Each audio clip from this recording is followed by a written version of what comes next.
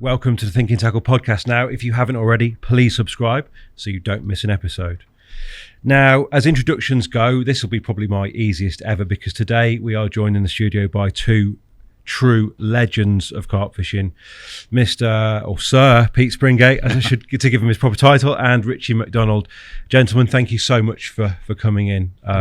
You're welcome. I think it's fair to say there's a few people in this building that have been really looking forward to this. So, thanks guys for making your way in. Now, I want to start, gents, by on what is common ground for you guys. Where did you meet, and when do you think it was? Yeah, I know where it was. It was at Longfield, what they call Fox Pool, and it was back in the early 70s. I'd got there a day before the season started and sort of set myself up in what they call Goose Pool. My mate Kenny, who was a bream angler at the time, had set up sort of halfway along the bank, like, you know. And then all of a sudden, two blokes come along, Ritchie and Johnny Walker, and said hello, blah, blah, blah, and then they've gone along the bank. And the next thing, they've come back to me. You mate him over there? You seen what he's done? And I couldn't believe it. I'll let Richie go say it.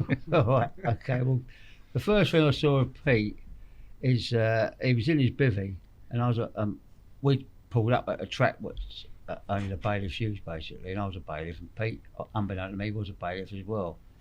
And as we got out of the car, Could you pull that mic a touch closer, Rich? As we got out of the car, I could see that someone was in the goose pool, which was Johnny Walker's favourite swim. Right. So I knew he was going to be upset, and Eileen. So I said, John, there's someone in the swim, mate. So walked up to Pete. He stuck his head round. He's got bailiff, big badge. I said, bailiff. I thought, that's a good start. How you doing? So I thought, I'm the head bailiff. He's bailiff. So then I walked down to Kenny, who was in the middle swim. Now it's an underarm chuck. No one ever does overcast yet. And I just looked up and the sun was out. And I thought, what the fuck's going on here? And I said, you done that? He said, no. I said, it's a fucking great axe down by you. Don't tell me. Anyway, after that, we found our swims, and me and Pete and Kenny, we got on quite well after that, and that was about it for that first occasion. What did you make to Ritchie McDonald when you first met him, Pete? He was just a normal angler as far as I was concerned. And then, as I say, as Richie said, Johnny Walker and Eileen fished on there quite a lot, and they used to fish Goose Pool, and we all got on well together. And I think it was his son or his son-in-law that made us them oscillators. Remember them? Yeah, that was his brother-in-law. Yeah. They made us... like for the old heron heads. Yeah. We had the heron heads, and then he made the leads going into a box. I mean, the box was about that sort of size, and you could plug four rods in. You know, the plugs that you had to go into your jacks on the back of your computers and that, they were jack plugs. They had 4 little lights on them, so when you you had a light in your bivvy as well. And is that the picture that you brought? No. That's a different thing? That's a different thing. That's more modern. Maybe we'll come on to that. So talk to us a little bit about what Longfield was at the time, guys, because obviously the fish that you went on to catch at Yeovany went on to make Longfield that most people know about. What was Longfield like before all that? Well, it was hard going. Yeah, it was hard going. I mean, it had some decent fish in it even then, but they, you know, well, let's put it this way. I'm just trying to think. I can't remember exactly, but I remember walking around it with a guy from Darren at the time, Bob somebody, and I see a load of carp in there, but they sort of there was chub in there as well, wasn't there? Yeah. There used to be chub, but no, it was It got netted in the one closed season, 100%. yeah, Because I when I first got there, late 60s, 69, I just was doing a recce, and I counted 60 carp in there. I never saw that amount of carp in there ever again. well, I was going to say I saw about 60 carp in there, funny enough, yeah. Cool. But it definitely got netted like that because when I started fishing it properly, that's when I first met you, Pete. Yeah. That's when you started fishing it properly as well. There weren't no 60 carp in there. Nah, that's right. And do you remember that other corner that I actually made into a swim opposite the goose pool? Do you remember that old grey can that used to... what are things called... water tanks, isn't they? What you have in the loft. Right, yeah. Remember that great big galvanised thing out there? There used to be a carp always swimming inside it and then out of it again. I thought, I'll catch you one day. And I think it was that common that you caught, Pete, and then I caught it a year or so later. What were the stock like then, guys? And do you know where they came from at that stage? No, I didn't. I didn't have a clue. No. But I was fairly convinced by 71 that the place had been netted because the fish. And then basically, we fished it on and off for at least 8, 9, 10 years, isn't it? Oh, no, I don't think it was that long.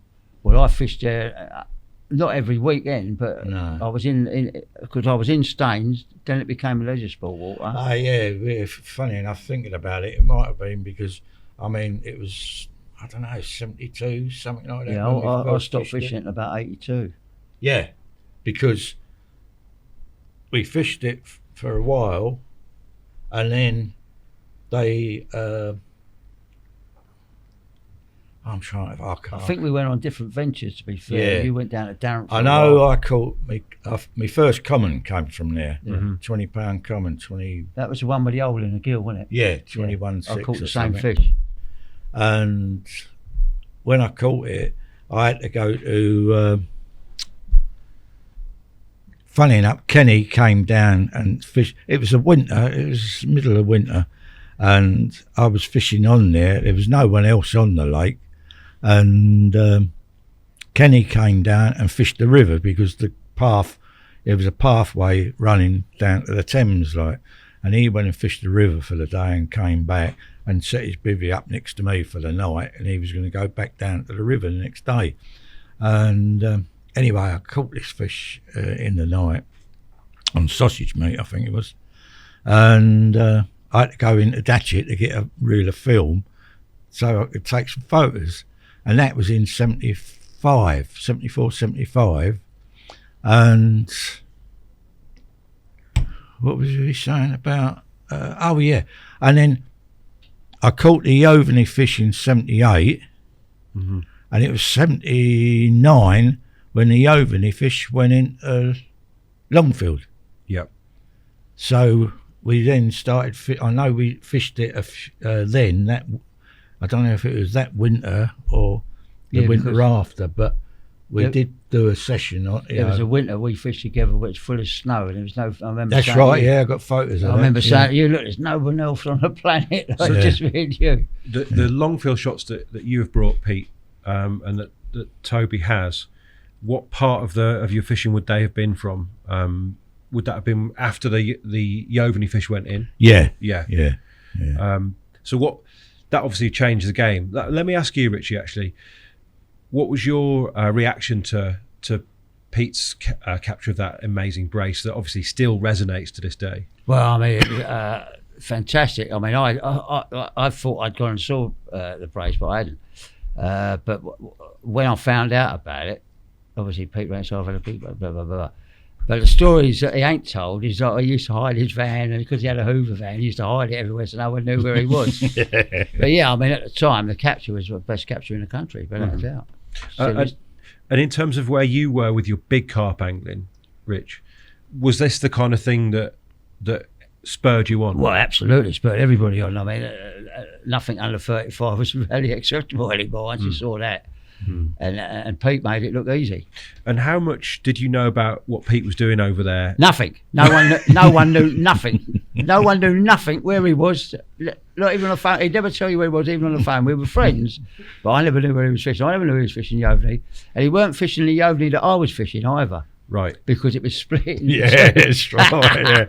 Well, where I was fishing, where I had him, there was no fishing allowed on it. Okay. To be honest, but I had found out that, well, someone told me that he thought the fish had gone, because we fished bloody Yovany. I don't know, the little Yovany. Donkeys. Well, I don't know. Well, we used to leave our gear there and go to work.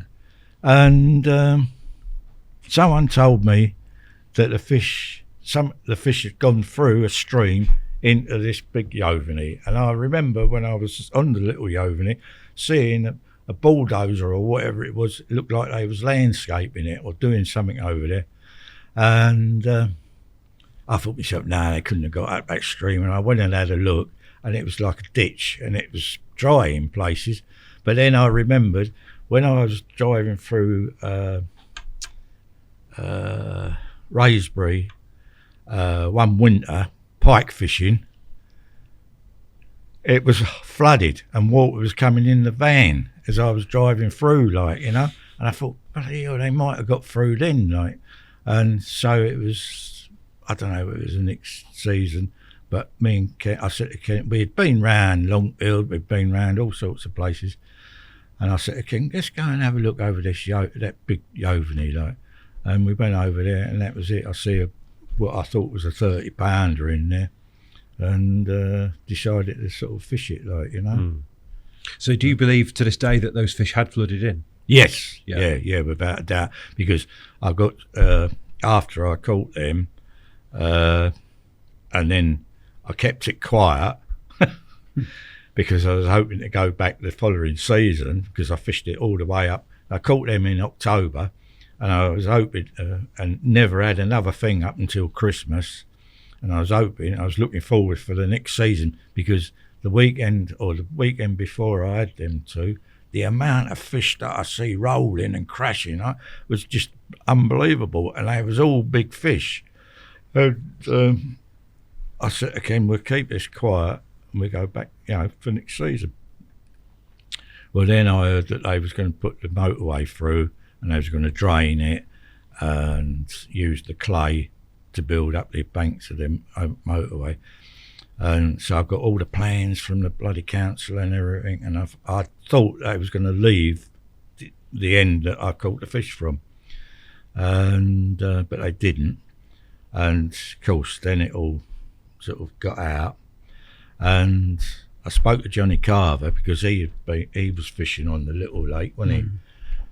And he gave me some photographs of the fish that had been caught from the little lake, and sure enough. Okay, so they were in the little lake before. Yeah. How did those fish come to be moved then, Pete? They went through the stream. No, out of the lake into Longfield. They drained the lake in the end. Did they? They bloody, it was unreal.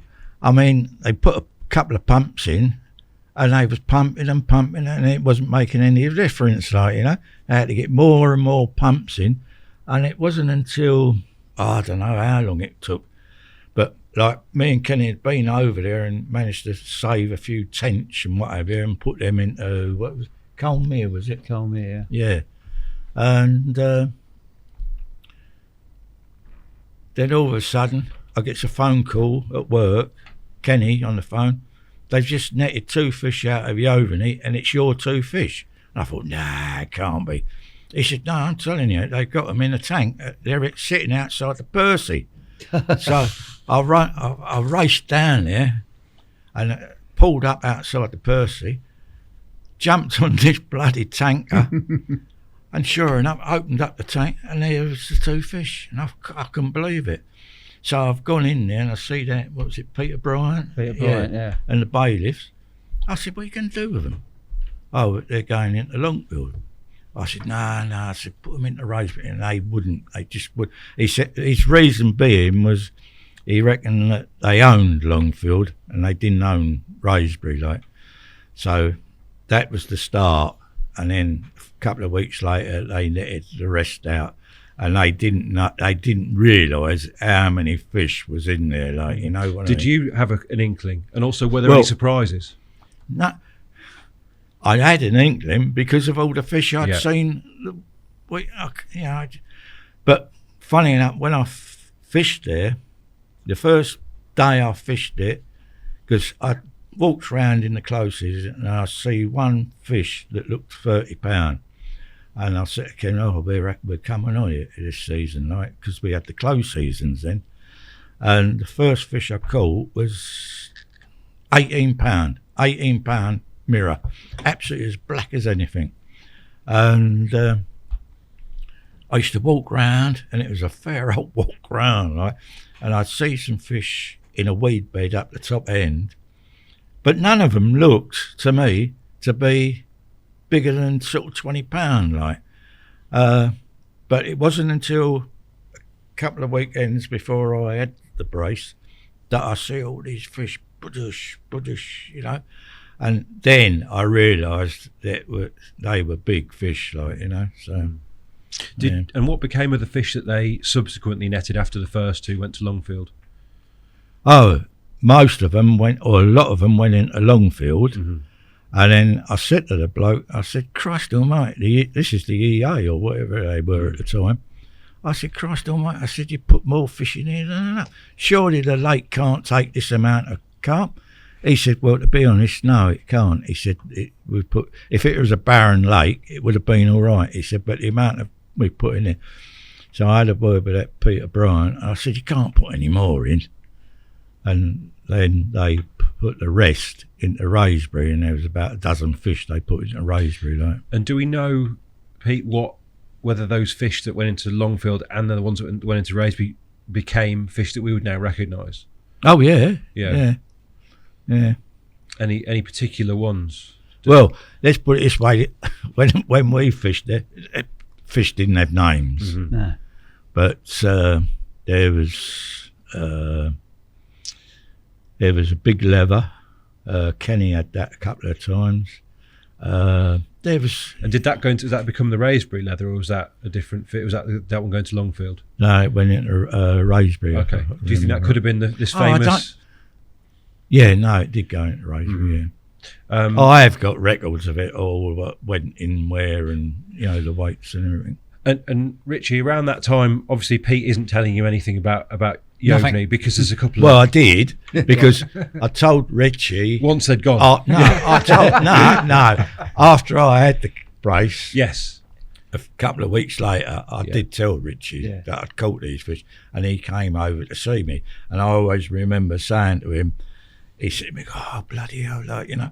And I said to him, "Yeah." I said, "But I'd like to get a 30 out of Redmire." Mm-hmm. And then a few years later, got into Redmire. Like, I mean, we're going to definitely talk Redmire because that's somewhere you both fished. Yeah. And I know it's bittersweet for you, Richie, certainly, but you did really well, didn't you, as well? Rich, what were you doing with your own fishing when Pete was on Yovney? I was fishing Longfield still, and I was fishing small Yovney as well. But another story, going back to people taking fish, I was fishing on Longfield one night, about October, November time. And Colin Swade and Dennis Davis had started fishing it in Kent. And anyway, they come running up to me bivvy one evening. So we just seen a geezer take a fish out of Yovney. We followed him to his house and he's put it in his pond. I said, "See now?" He said, "It's a good 20, you know." I said, "Right, let's go get it." So we went round this geezer's house. I'll never forget it. I don't care if you're watching or not, mate. You stole our fish. I'm coming to get it back. So basically, come round his house, me and Colin Swade and Dennis Davis, and we're wading in this pond. This is no word of a lie. I could see his dog stand at the door getting tidbits off the table, what the old man was giving him. And he's there eating his dinner while I'm stuck in his pond going. We got it out as a 25-pound common, put it back into Longfield. I'd love to have seen his face the next morning when he went down there and it was like absolutely. Well, we messed his pond up a little bit, so he probably knew. He knew it. I think he knew it had gone. Yeah, and in terms of Longfield at that time, did you fish it through the period that the fish then got moved in from Yovney? I did then. Yeah, I was very successful, and then because the hair rig came out at the same sort of time. They went in '89. I got on a hair rig in 1980, I think it was. Yeah. And I think it was all successful after that. Well, it's that when they had gone in there, that I don't know if it was the winter, but sometime after they had gone in, I remember going round your house, and we bloody made them sides for the old. That's right, 45-inch brollies, which pulled a big water lot in the end. Yeah. And we spent like the winter on there. We started catching some decent fish, and then I moved, I was living in Crystal Palace at the time, and I got a flat in Mitcham, and I had to stop fishing because I wanted to do the flat up before I could move in it.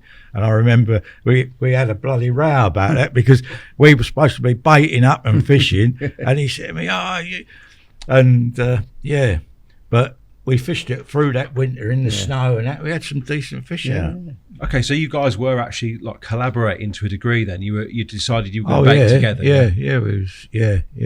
Well, it was good mates. So. Yeah, we were very good friends, but I was doing the baiting up. And I was doing my flat, and Would that have been? Was that Boyley at this stage? Yeah. Making your own. Yeah.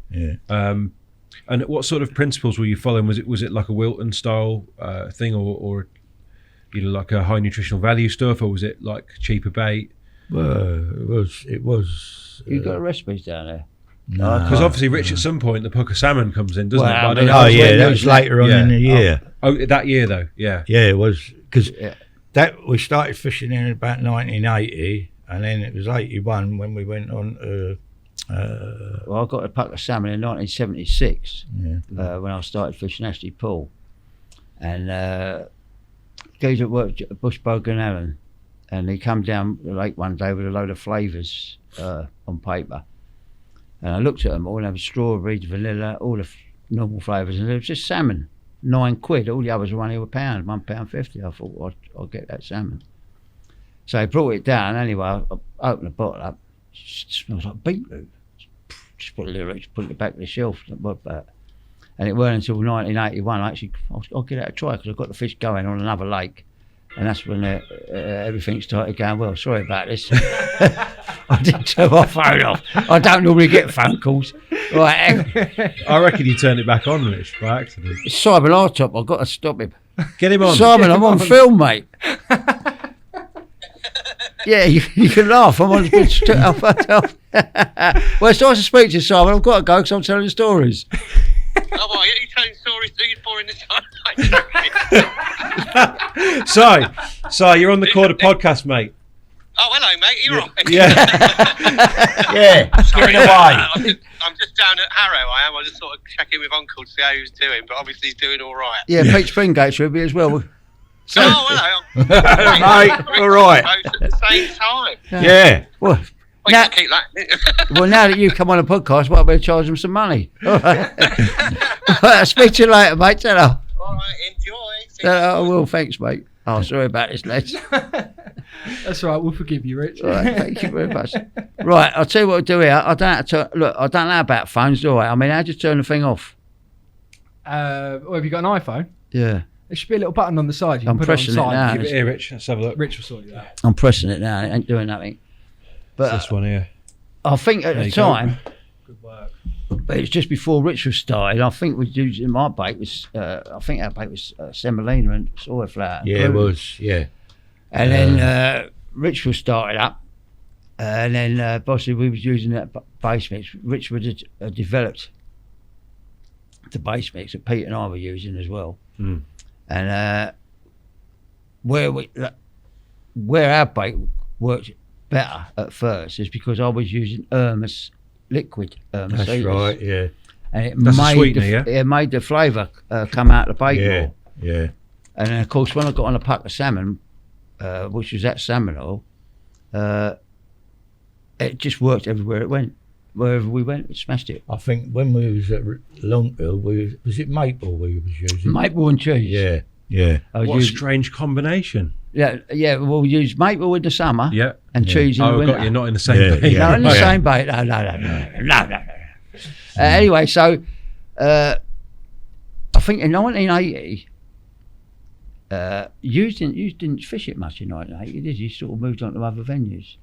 I think you started getting on to Raisbury a bit more, didn't you? And Yeah. I was quite successful there. When did we have the session at Raisbury? That was in 81. Right, 81. So have we come up to 81 yet? Well, I want to know. Yeah, it I was want to know, about guys, a because year. obviously there's a huge shift in terms of the way Longfield is seen on a national sense. It goes from a lake that you don't really know what's in there and it's potentially been netted, to the best big fish water in the country, really, for its Yeah, size. yeah. What happened in the interim? What, you went on to catch fish like what later became called Jack, Jack the Net Ripper, for instance, didn't you? Right, yeah. The big uns, At what stage did it go from being the lake you described, and you went to his Jack and? Well, there was. Let's put it this way: the brace that I had out of Yovany, when they went into Longfield, Colin Swaden had the 36 at 40 pounds. That's going to send it stratospheric, isn't it? Surely, is it? And he had it twice. Yeah, twice, yeah. The 38 had gone down when they netted it and put it. It had gone down to 34 in Longfield, but still a huge carp. Yeah, and it got caught about 7 times, I think it was. I think it got moved, didn't it, in the end? Oh, it did, yeah. Because someone I know caught it and moved it and put it into Raysbury. Okay. All right. And then, who was that bloke? Clark? Peter Clark. Gone down there one day. Oh, yeah. Because he was living on there. Yeah. And he reckoned he caught it, and I knew that it had already been moved, so it weren't even in the lake. And what else was? Don't you remember that winter when we fished on there? We was Terry the Wedge was on there. Terry the Wedge, yeah. And we used to set up a table down the bottom end, with candles on it at night, and his wife would bring down curries and whatever. Oh, we had a right old... Right. With Terry the Wedge, this is a nice story, this. He's met a princess in Iraq or Iran or one of them places, right? And she was a proper princess, this bird. And they've come back, he's brought her down the lake, and we're all there. You were there. Now, it's called Foxport for a reason. The fox is tame. Right, once in November, the first time, our little bivvy that we made. We're going to get a shot up, Rich, while you tell us this story of Richie's set up at Longfield. It'd be just to illustrate this. Okay. Because you were renowned for a neat and tidy setup, weren't you? Go on. Right, so basically I had a waft of the door. That's the one there, isn't it? That's not what I was using at the time, but it was. It'll do. That'll Will that do? Yeah. No so I thought, what was that? And it walked past and it picked one of my slippers up. So it had gone. Yeah. So I thought, shit. So Johnny Walker only lived not far. So I went down his house, got a pair of slippers off of him, got back, and at 2 o'clock in the morning it came back again. But this time I caught and I whacked a slipper at it and it ran off. So I managed. Anyway, the next time I met it, I woke up in the middle of the night and I could smell this really bad stink, and it was underneath my bed chair. Right, getting back to the table and meal, we got all tables in the barn and we got chairs in the barn. Kevin Andrews was there, Terry the Wedge was there, his girl and the princess, Pete. Who else was there, Pete? There was myself. Yeah, I can't remember. Anyway, there was a few of us. We'd all been down a pub getting it large, and they'd gone out shopping throughout the day and made us this great big meal. And all these tables we brought back, we carried them down the bank, all carried it over, and all of a sudden I've looked down and the fox is there, just sitting up looking like that. And I picked up a bit of bacon or something that was on the side there, and I just went like that. And I'll tell you what, if you closed your eyes, you wouldn't even know it took it. That's how friendly it was. Unfortunately, it was so friendly the farmer shot it. So he just started. Did you name it Foxpool, Rich? No, that was Rob Malin. Okay, but because of that, because of the fox. Yeah, Okay. Yeah. The first thing that came to my attention, I think it was in 1980. Obviously, a lot more people started coming onto the water then because it was the fish had gone in, right? And I was a bailiff, and people were coming around to me saying, "Oh, my catapult licked. I've had this licked." The stupid little things. Who want to be licking stuff like that? And of course, you sussed out it was the fox in the end. I like the fact you had slippers, because obviously everyone now has sort of Crocs and stuff they can slip on, don't they? Well, you've got them in a minute. Yeah. But you were sort of, like I said, you were renowned for this neat, a bit of carpet, Rich, for instance, a bit of comfort on the bank, weren't you? Yeah. Well, I like to know where everything is at any time, day or night. Absolutely. And if you look there closer, you can see my little bobbin sticking up. Yeah. And you can see me rod mat. Yeah. The reason that's there is because in wet conditions, you get the mud splashing up. You get their old Mitchell 300s there, look. Yeah. And you get the old mud splashing up on the things, on your reels and on your buzzers and that. They're the Dick Walker buzzers, herons they are. And talk to me about the water lot, which was a product that That you were was the involved one in, that I wasn't it? started, and Pete came round. That's when you came Yeah. round the house, and we started making them together. But I Yeah. got mine sewn. Yeah, woman over the road done it, That's didn't it, she? yeah. Yeah, the woman over the road. Oi, Gladys. So why was it good? Tell me about what was good about this, because obviously bivvies weren't available. Because were it they? was light. Yeah. It was on an umbrella. All you had to do was pick it up and you could move anywhere in the middle of the night.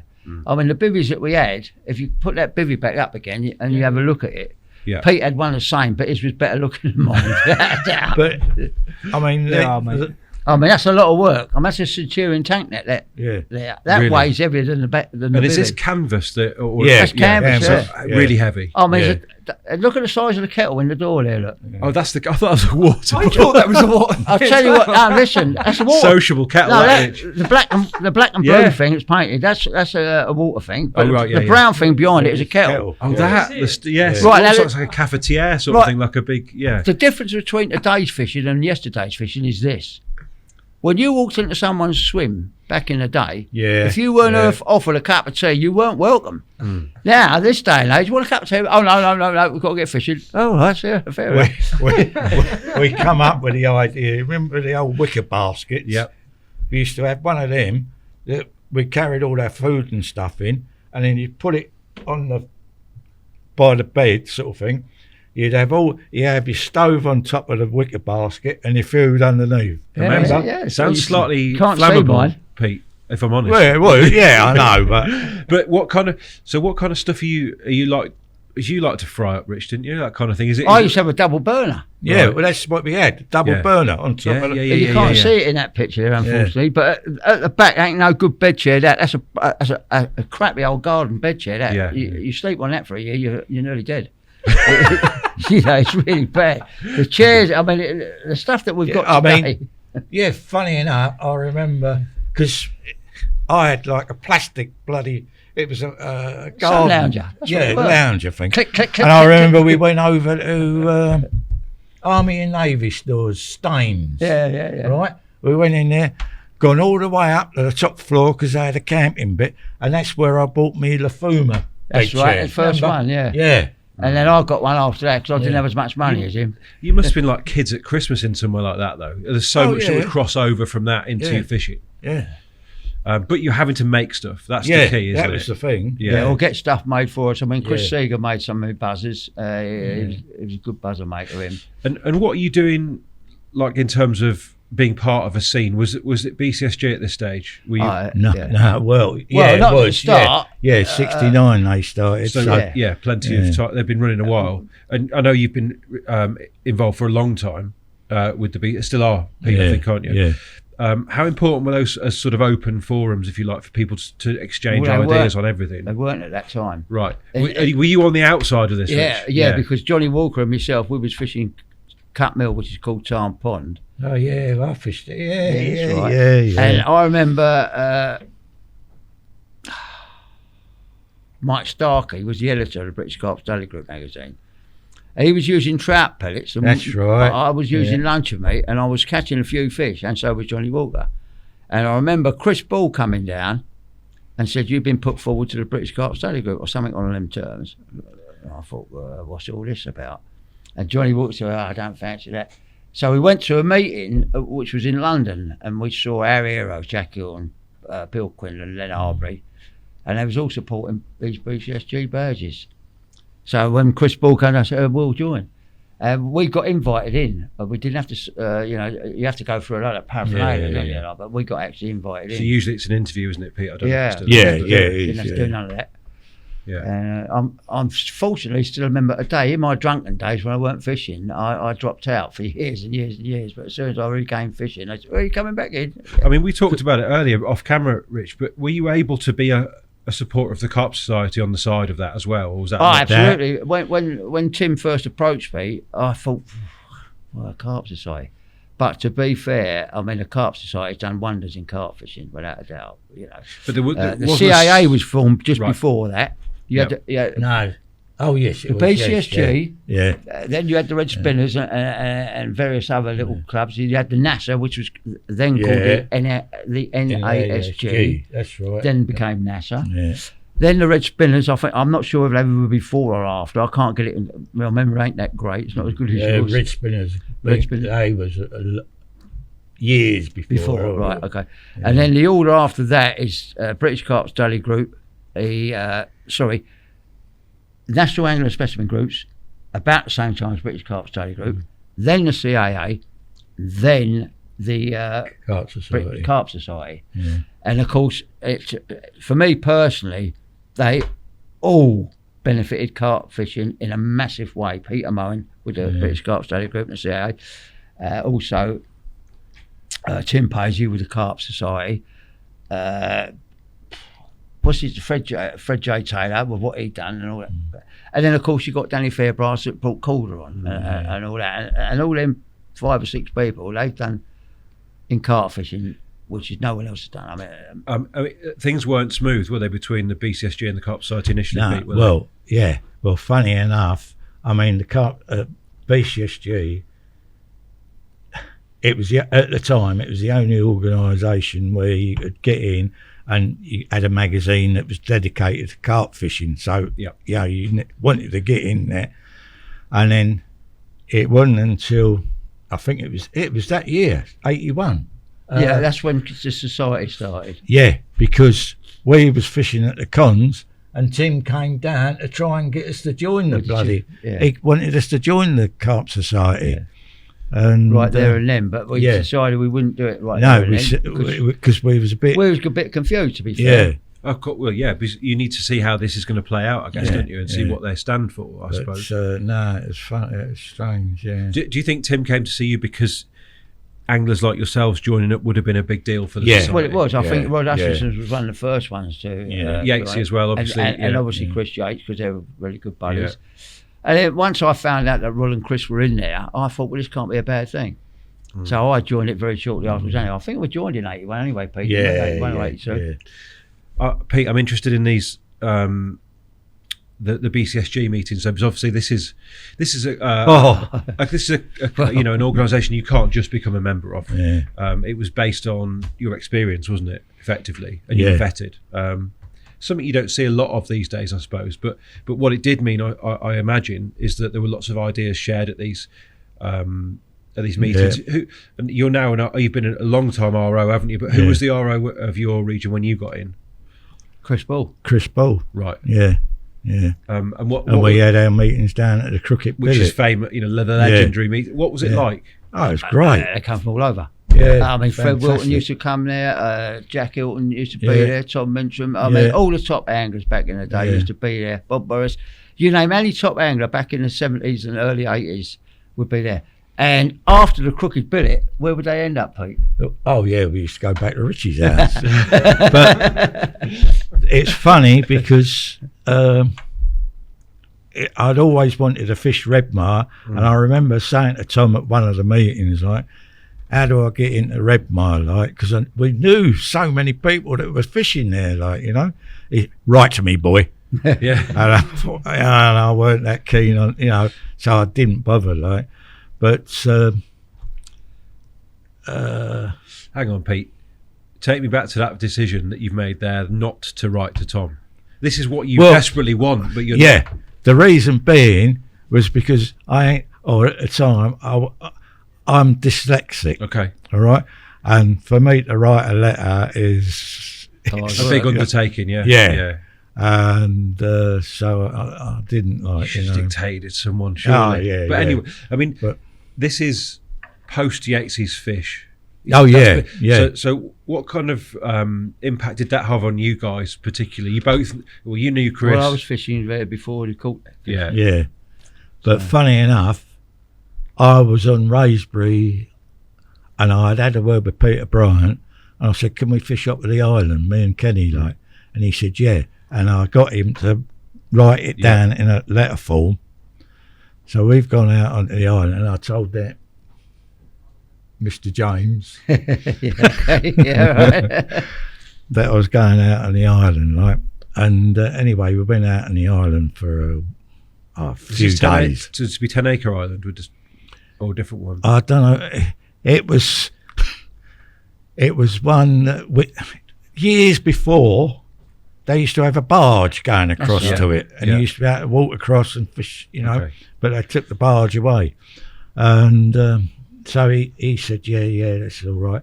So anyway, we've gone out there, and a couple of days into the season, I get a voice shouting out, Pete, from the bank. And that little boat that we had, that rubber, plastic boat, I've gone across, I don't know, it must have been another one like that. Yeah. I've got in it to go across to bring him across to the island, and it and went. So we got another one. Anyway, I got across to him. This is Bob James. Yeah. He said to me, he said, do you reckon there's a 50-pounder in here? I said, well, I don't know about that. I said, I know there's one that could beat Walker's record. And he said, only Chris Yates has caught the record yesterday at 51.8 or 51.6. And that was it. When I heard that it was... I mean, take us back to what the impact would have been, because this is the UK's biggest carp by a country, but there's never been a 50. No. How did it feel to receive the news? Oh, I was blown away. I thought, we said, bloody hell, I couldn't believe it, you know what I mean? And I knew in my own mind there was one to beat Walker's record in Raysbury, but not... And you just seen it pushed out of reach, effectively, albeit a fish that you would then go on to catch even bigger. But Rich, let's given as you were there first, and you were there before Chris's capture, talk to me about Redmar. I know it was somewhere that was very special to you. Oh, it was, yeah. I mean, I just happened to say to John Carver one day, any chance of getting in there? He said, yeah, I don't see why not. And was this at Yeovney? Would you have been around that? No, at Longfield. Longfield. That's when he started fishing Longfield. I mean, he nearly killed me because he was casting off across the other side of the bank. You can cast across Longfield with a 3-ounce lead, but you can't cast a million yards, which he was trying to do, and he was cracking off. And I was sitting in the goose pool, and his legs were landing in the wall behind me. So anyway, that's how we got friends. Plus, when I got them going on floater and in a closed season, these Yeovney carp didn't take floater, so they was told. And I rang John up. I said, John, do you want to see something? He said, come over tomorrow and I'll show you something at Longfield that you ain't seen before. And I just wanged out a load of floater light, and they was just going, wow, I didn't know that. Must have been amazing And to so see. basically that was when he fished there, and I had the fortune that year of being able to use that Jack Hilton's landing net, because he was fishing beside me, John Carver, and he had it. And The one with all the with all the weights of the fish on, so I used that for a little while. And John wouldn't let me have it long just to look at it, basically. and then that's how I got invited into Redmire. And then basically, because I'd finished work in my own work at 12 o'clock midday, Tom Mincham needed a labourer. I started working for him in the afternoon. I was getting from London to Tattenham Corner in about an hour. Was Tom running the syndicate at the time? He was then, yeah. So Jack had finished. Jack had finished, handed it to Tom, Jack had stopped carp fishing. Jack used to come to my house when I used to have the you call them people that pray a lot. Jehovah's Jehovah's Witness. Witness. Yeah, when he became a Jehovah's Witness, he used to come down to my house sometimes because they had a meeting. And I remember one time he come, I was telling the lads at Longfield, I said, Jack Hilton's coming to stay me tonight. And of course he was their hero as well. Well, can't you bring him round the lake? Anyway, so happens my ex-wife was having a Land Summers party that night. So we couldn't stay in there anyway. So the deal was, I said, would you come round the lake with us, Jack? The lads would like to meet you. I said, yeah, well, if I come round the lake, you've got to come to a meeting with me.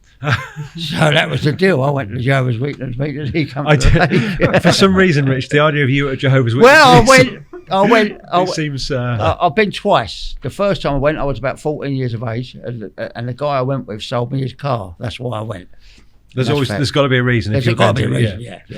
What was Jack like? Because obviously, for guys of your era, he was the man, wasn't he? No, well, he was. He was a good all-round handler, like Bill Quinlan was then. I mean, Bob, you name any of them old fellas, they were all-round anglers. They weren't specifically for one particular fish. I mean, when I caught the 45, that was it for this country as far as I was concerned. Obviously, I didn't realise that Chris Yates' fish was going to come along later. Yeah. So in 1980, Chris Yates' fish had already been caught, but I didn't see anything bigger than that. anywhere. But I knew back in the 80s, I said it's on written down somewhere when I've done an interview. It said one day there'll be 50 swimming around this country after I'd been to France, no doubt about that at all. But when I caught the 45, the following year I went tench fishing with Bill Quinn and Len Arbery. Blah, blah, blah. We got had a picture of a tench, but we took that off. But No, it's there. Right. This is from the Con Valley of long life fishery. yeah, well, basically, one of my proudest moments in carp fishing, believe it or not, is Len Arbery come round to me one morning and he said, "Have you seen Bill in the mornings?" I said, "Well, I have to get in the water to see him. He's down there on the point." He said, "He's getting his carp net together. He's creeping into the island to try and catch a carp." I said, "Oh, is he? All right." Anyway, red hot day. I've gone down there for a cup of tea with Bill, Uncle Bill, and these carp were milling around outside in front of this island. So I'm tench fishing with Bill and then. So he's good. "Can you catch one of them then?" "Oh, fucking easy, Bill." "Is that what it's taking?" He said, "Nah." So I said, I went home, got myself a mix up, and only went half a kilo. Just chopped them up, didn't even roll them into balls so they weren't far out. Catapulted a bit of bait out, put a rod out there, have a cup of tea, bang them away, 28-12. And that was probably one of the proudest fish I've ever caught because I caught it in front of the master. That was great. Why was he so influential for you? Yeah, it's that old foot. Yeah, you've got sound effects going on. So there. excited, didn't I? Why was Bill so influential, Rich, for you? Well, I've fished with him several times, and so have you, Peter.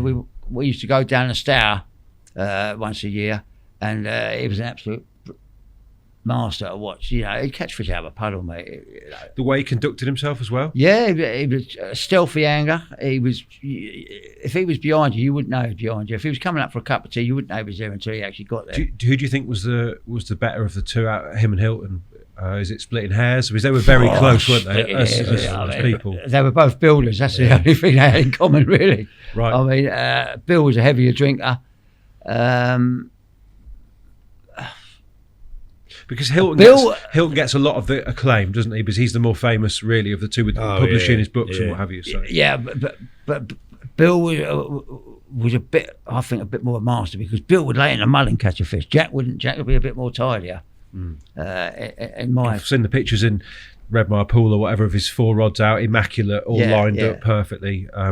But we've slightly gone off on a tangent. You were telling me how you got into Redmire. So you start labouring with Tom Mintram, don't you?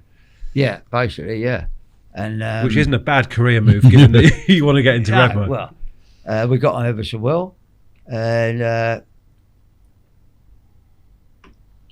when I got into Redmire, John Carver took me there first, and it's the greatest sight. I mean, it's not the same now because you don't see what I saw. Yeah. But you also, all of a sudden, I mean, I think you saw the same, Peter. You get that track, and all of a sudden you see the dam. Yeah. And that's when your heart starts to flutter. I mean, it flutters a little bit when you first come in past them stile gates, whatever they're called, them cattle gate grids. Cattle grids, yeah. And then once you get round past the cottages, then it starts to really flutter a bit. And then when you get to that first bit of track, bang, wow, Redmire. And then you go down and pull into the evening swimming, and you walk round to the dam. That's the first thing everybody does. And of course, then the season's starting. So we're all getting down there for the start of the season. And I was ever so quick. I got out of the car, they're all gassing. Who's on your rota, for starters? Right, Chris Seeger, Dave Short, Tom Mintram and myself were the first rota that season. And I think Chris Yates was on there as well with us. But I don't think he fished that first week. And so when we got there, we all sort of arrived there virtually together. And I just get them to look into the evening swim, and stand to me right, I saw a big common, 25 pound plus. I thought that'd do for me, I never said a word. And I walked back to the cars, and they're all picking their swims. And when they'd all picked their swims, I'll have this one. This swim. So I went round to Tom. Another great acclaim that I enjoyed was that when I went round to Tom for a cup of tea in the evening, Tom said to me, "Do you know what, you look just like Bill Quillen the way you set up," which was quite pleasing to me because Bill Quillen was my hero at the time. And anyway, at first start, when he's given us a red flag at 12 o'clock, right, I've just whacked it down there. I ain't got a clue whether it's there or not. I just whacked it down there. About 10 minutes later, I mean, 25 pounds, I don't know where it was. Do you think it was that actual fish? Oh, absolutely, yeah, 100%. Have we got a picture of that first I was red going to say, marlin? let's have a look. I don't think we have. They're much later on in. I don't think. They're much later on. That's the first winter 20 out of red. No, and that's the second winter 20 I ever caught. The first one's common with no pectorals. So when we did skip a little bit, Rich, when how the invite came about and how you felt about it. I think it was at the Crooked Billet, and I just said I'd fished Ashley Pool. Yeah, I caught the 32. we have got a picture of that of Rich's Ashley of the fish. Yeah, so you fished Ashley. Yep. So basically, that was my list, my bucket list: Ashley Pool, Red Mire Pool, and of course I was doing quite well. There you go. Is it that one there? yes. Rich, yeah. Yeah, that was lucky at 32.12 there.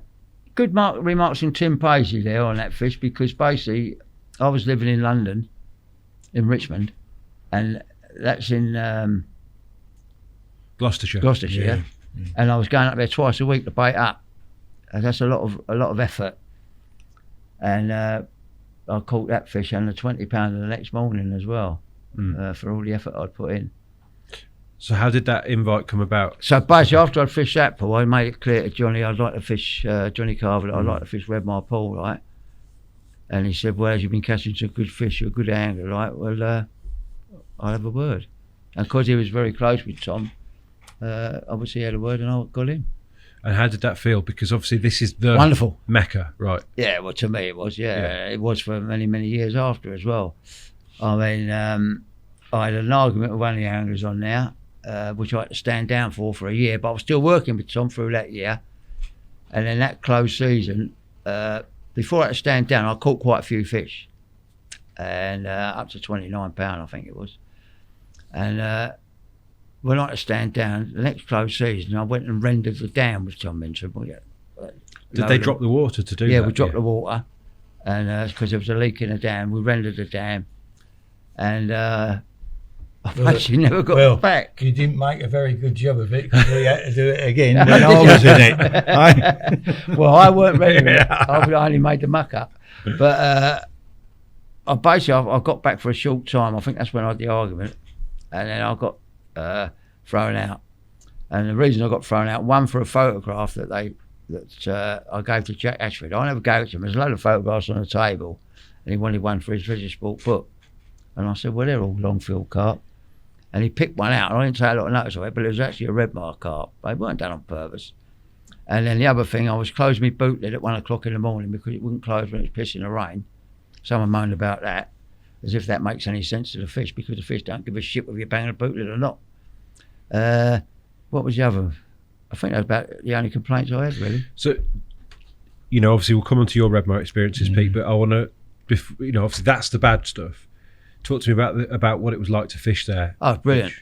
And what were you seeing? Tell me about the fish that you were seeing and fish catching. there that I thought were over 35 without a doubt. Heavily with spawn at the time, obviously. I was catching fish every time I went. I was the first one to do a proper winter on there. I was the first one to ever catch a fish on floater on there, to my knowledge. First one to catch a winter 20 out of there, and a second and a third. Because when they stopped fishing it in October, I said, could I go and just set me bivvy up? And so I set it up in Willow, and that's where it stayed all winter. And I just went backwards and forwards every weekend. I lost a couple of fish. All in all, if I'd have caught everything, I'd have probably landed about 6 fish throughout that winter. And in terms of the fishing from the off, how did you find the fishing, and what were the kind of tactics that you were employing to get bites? I was using the same tactics as I was using on any other lake. It weren't like today's fishing where you had to tweak up everything, right? I mean, don't forget we weren't using rigs then. I mean, the rig didn't come out until after I'd been thrown out of Red Mire. And Pete was getting in the following year, and I said to him, mate, I said, you're going to smash it to pieces out there, mate, once you get in there. Yeah, and so what were you doing? Was it side hooks, boilie, that kind of thing? Side hook boilie, yeah. I remember me and Chris got on ever so well. He actually done the cover for my first book, and I remember one of our first videos. I won't be using that strawberry protein, mate. Blah blah blah. Anyway, after I had a few fish, mate, you got any of that strawberry protein on board? I said, yeah, of course you get it, mate. No problem at all. We got an episode word. chalk and cheese like, but he was a nice bloke, different to me, but nice bloke. And he was upset when I got thrown out, to be fair. But I got my own back in a way because I went and poached it. It was a week before the season, and Dennis Davis showed me the hair rig the year before, and I was going to smash it to pieces that year. And of course, they threw me out. So I rung Dennis up. I said, "Do you fancy going out to Redmay?" "Really?" I said, "Yeah." So I parked my car up above the fields. Well, you couldn't do today because it was country roads then. It was like a main road now. And we walked down through the fields, went right the way around the shallows. Dennis had a fish of about £25. We had a couple of hours. And then in the morning, them farmers knew there was someone on the lake. They was running around all over the place. They'd see the footmarks coming down. So I went in front of them. I went up to Mr. Davis. "All right, Mr. Davis," he said, "has it fishing started?" And I was, "Oh, yeah," because he knew me from the last year, you see. I said, "Yeah, it started last week." So then once he knew we were there, and he was all right about it, we moved straight round to the In Willow to the evening swim. And I caught the 31 or 32. Yeah, we've got a picture of that, Tobes. And basically, I think it's got me that the showing one, it. yeah? That's it, yeah. And What a picture. that's basically sticking it up. Because to this day, it's something that rankles with you, isn't it? That the man that Yeah, actually lost the fish. absolutely. I think it was rather because I was catching too many fish, mate. That's just what I've been told. I mean, what got me out of my depression was Roy Hutchinson, really. He said, "Don't let it get down, mate. You're too good of an angler for let that get you down. There's lots of other places to go and catch good fish." And of course, since then, things have got better, without a doubt. And Pete, was it the next season that you were on there? I don't know whether it was the next season or the season after. I can't But close remember. enough, yeah. Yeah. 81 or 82, wasn't it, Pete? Yeah, something like But that. I remember seeing before when I said, "You're going to smash." I think it was the first year of the hair rig, because you was smashing. Yeah, it was. Well, It was. you were It on was there like- with Maddox, weren't you? And to be fair, Yeah. you absolutely dismantled it between the two of you, didn't you? Well, let's put it this way. I had my name down on the list, and me and Kenny had been out for the day somewhere, and I got a phone call that evening, and it was Tom Mindrum, and he said, "You still want to take it on Redmar, boy?" I said, "Yeah." He said, "Well, best you and bring that Kenny Odder with you. Come round tomorrow evening." So we went round his house, and we gone in there and chatting away, blah blah blah. Anyway, as we was walking out, I see a Mini over the road, and I said to Kenny, I said, "Here, that looks like bloody Kevin Maddox's Mini." "Nah," he says. Anyway, we've gone off. That evening, got back home, I get a phone call from Johnny Carver. He said, "The good news is you're in." He said, "But," he says, "it's a toss-up between you and Kevin Maddox, between Kenny and Kevin Maddox." And I couldn't believe it when he said Kevin Maddox, like. Anyway, Kevin got in, and the next thing I knew, I'd already had planned in my mind what I was going to use when I went in there. And next thing, Maddox has phoned me up. "Oh, I think it's best we both go in on the same bait, blah, blah, blah, blah." I said, "Well, if you want to, like, you know." And so that's what happened. And we used Jeff Kemp's cream, like, you know. And that close season, Tom Mindrum, funny enough, I mean, Kenny didn't get in, but Kenny came with us. He took us down to show us Redmar. We stopped off at Ashley Pool on the way and had a cup of tea with the guy who lived there. Like, I think Perry, Mr. Perry. Yeah. And I was surprised at Ashley, how small it was, like, you know. Anyway, I got to Redmar and I was standing on the dam, and Tom's next to me. And he turns around and says, "There's 70-20s in here, boy." And I looked at it and I thought, Christ almighty, 70-20s, and I'm fishing a water that's got probably 10 in, like, this was Raspberry, like, you know. And yeah, couldn't wait to get down there. And got there, started fishing, started catching. Were you and Kevin on the same rotor then? Yeah. Okay. Yeah. I mean, you must have had more than the rest of the syndicate put together. That. Oh, it in that did. Yeah.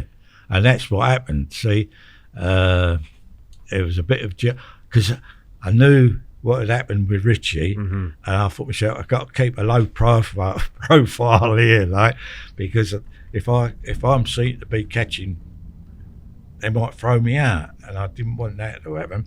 And it was Barry Mills he got the right jealous, like, you know. He was the one who got me out and all. Yeah, and he got me mate Johnny Perkins out. It was down to him that Johnny Perkins got thrown out of it.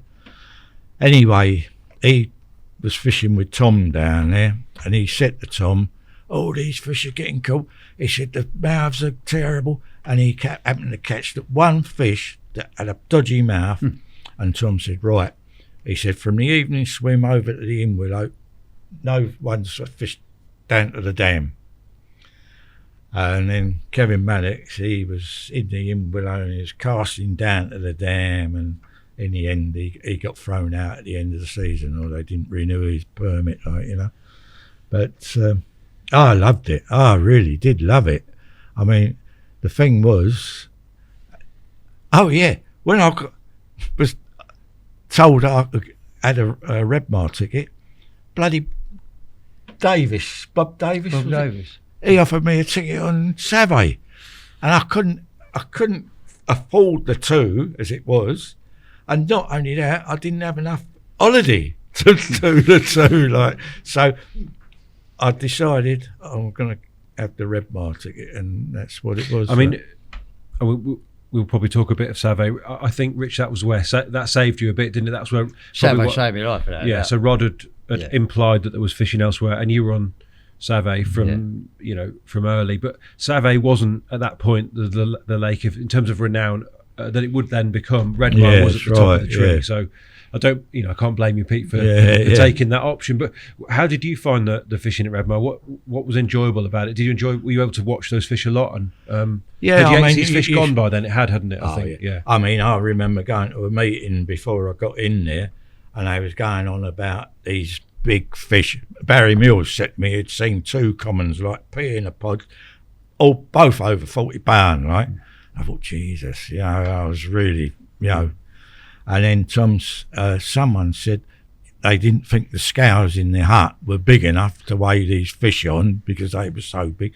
So I said to Tom, I've got a set of scales, because at the time you either had the Avon scales or you had to get a pair of salter scales. And my ones, when I got them, they went up to £110. And I said to him, I've got a set of scales, £110. What they do? They in a box, boy. I said, yeah, they are, because I've got my mate to make me a nice box to put. I said, yeah, I'll leave them in the hut, And of course, as soon as I got in there, and then after a week or two of fishing there, I began to notice that I never saw a fish anywhere near the size that they were saying that they'd seen the year before. And the only thing, because I was up and down the bloody trees, and the only thing I thought of was the fact that in the weed, because it was chock-a-block with weed,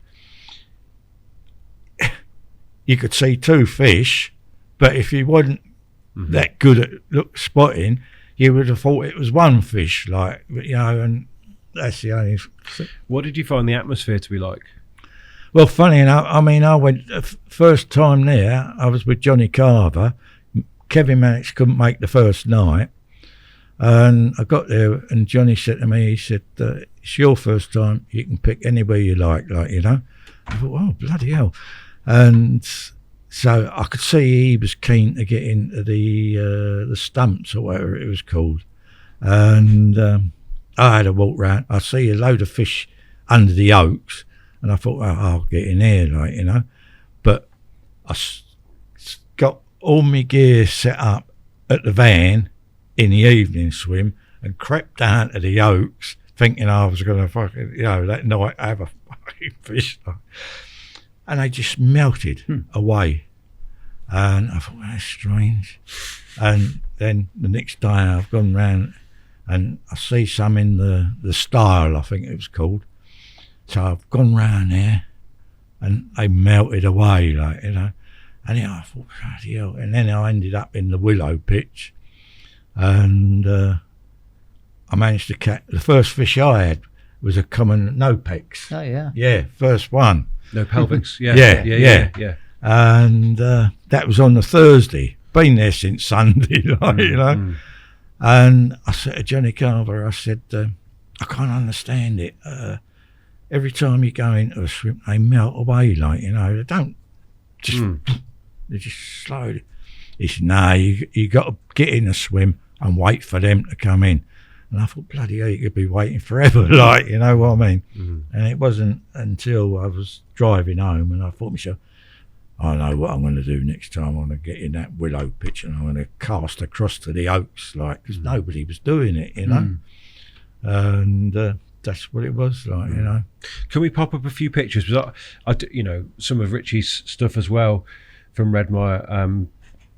Just the best commons, I think. Still to the day, and just an incredible quality of carp that I think we should at least have a Take quick your look pick, at. Rich. What one would you like? It's the one on the dam. I mean, I quite like it. So the one with the sort of wooden rail behind. Let's have that one for starters anyway. But that's. I mean, you caught linears as well, didn't you? Yeah. Yeah. But what are your memories of that capture, Rich? This is a lovely. Well, that was after I was out of Syndicate, obviously. Yeah. And I was there with John and Eileen. I had a bumper week that week. I think I caught 9 fish, and that one being the best at 29. Yeah, amazing carp. And also, a photograph you ain't got there, I've got the whole Richardson family behind me as well. And to my knowledge, I'm the only person ever to be invited to the house for a party. Really? Absolutely. They invited the right guy, didn't they? Well, I didn't go. Let's have a look at some more. So, I mean, obviously, what we all now know as, you know, leany fish, Galician strain. Yeah. Keep going down, mate. That one. That one there. I mean, just love that shot, mate. That was hitting the scales at 28-32. I mean, it looks enormous. Well, basically, the guy that I had the argument with, he was a little bit on the jealous side because by then I was wrapping a few up, and on the balance it was going between 28 and 32, and he said 28. That's 28 pounds. So we call it 28 pounds, but that could have gone 30 pound. I mean, I suppose in retrospect, you've got the pictures, haven't you? And it is a magnificent carp. I mean, the fish on it, without even it weighed 10 pound, mate. What a fish! You know? Pete, I just want to, as an aside, Yeah. because you were there during the whole of this period, the fish that we now call, in inverted commas, Redmire Commons in the Colne Valley, what is the story with that? Well, Because Raisbury has them, doesn't it? And you must know where that all comes from. yeah. Well, let's put it this way. There's a lake called Alders. Me Kent. and me and Richie fished it. What was his name?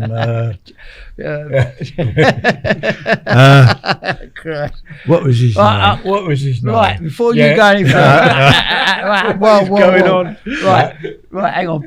Bruce Ashby, Roy Johnson, Right. and who Mike was it? Harris. And Mike Harris, right? Yeah. Right. I don't know what you're going to say, but let me get this in.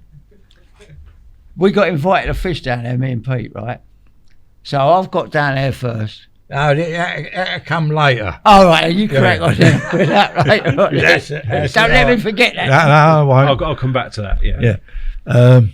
Roy Johnson had got some Redmire Commons and put into his own little lake down there.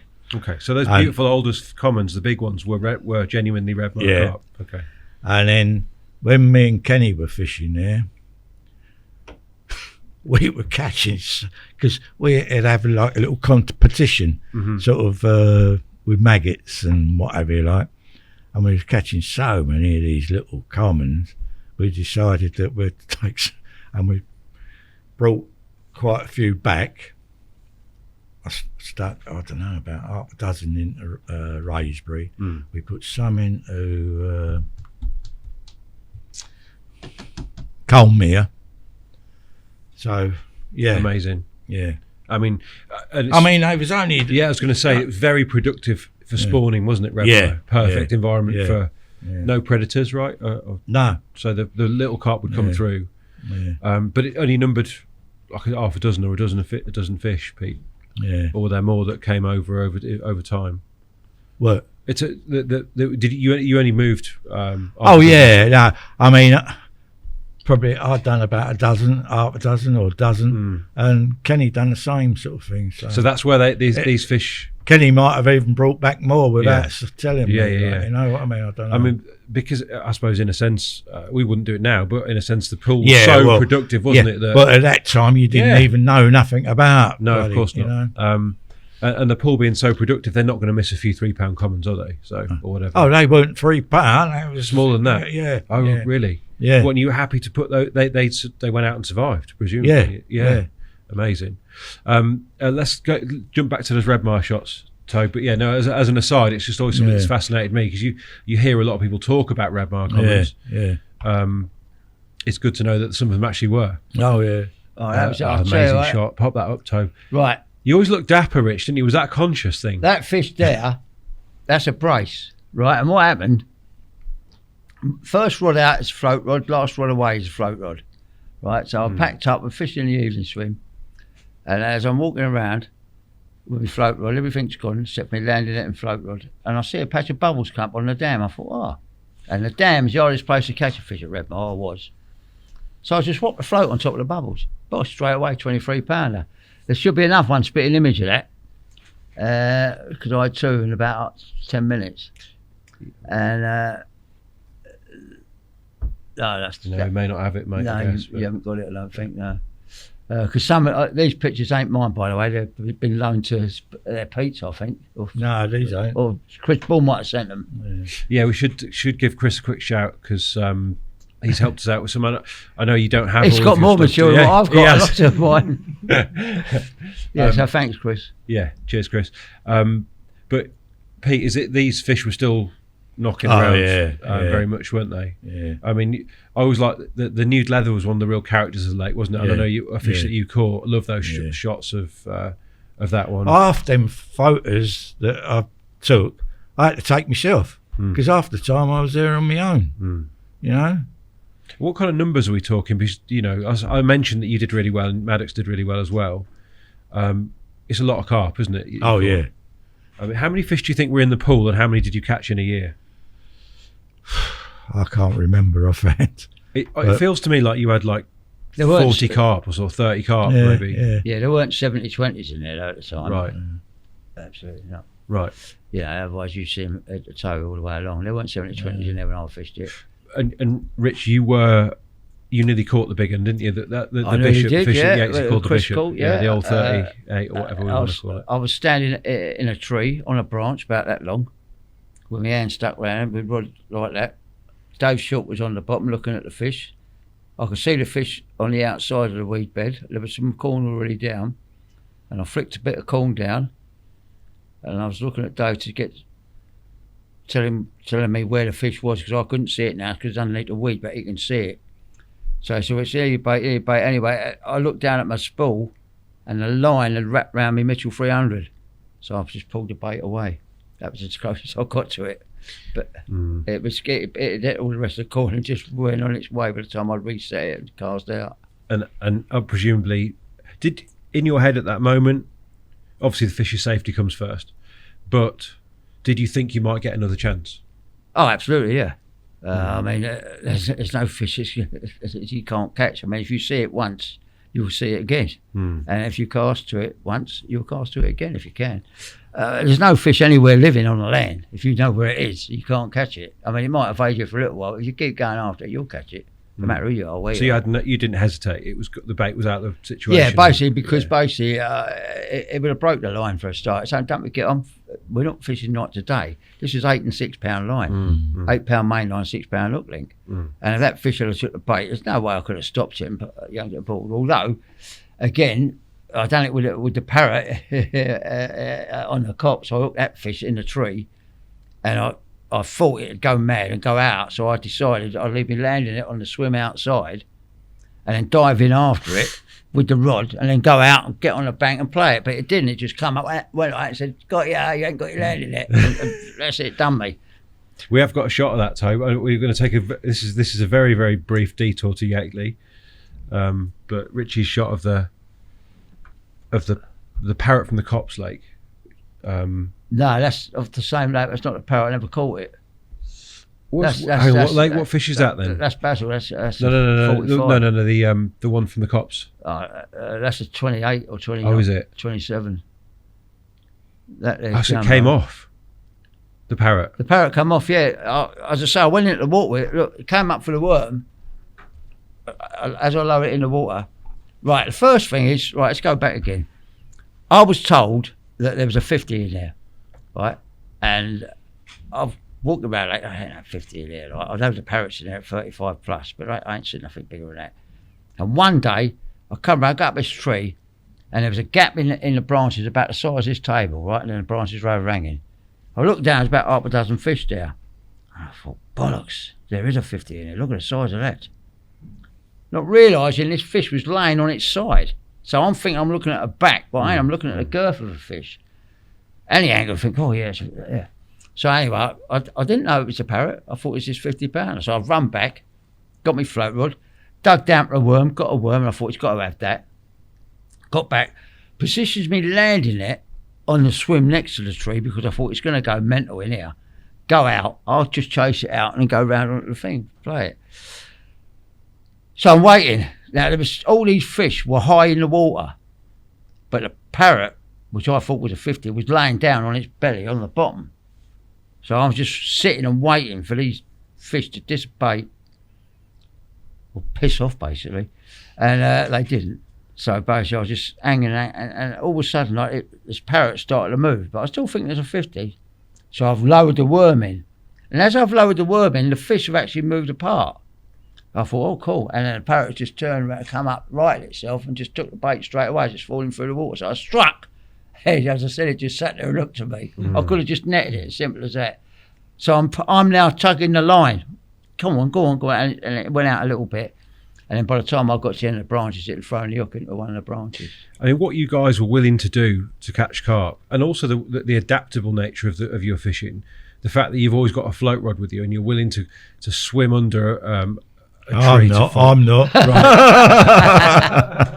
No. Even then, Pete, that wasn't a bit of you. Pete don't swim. Nah, I mean, I did wade up to my chest in Redmire, get stuck in the silt and all that several times.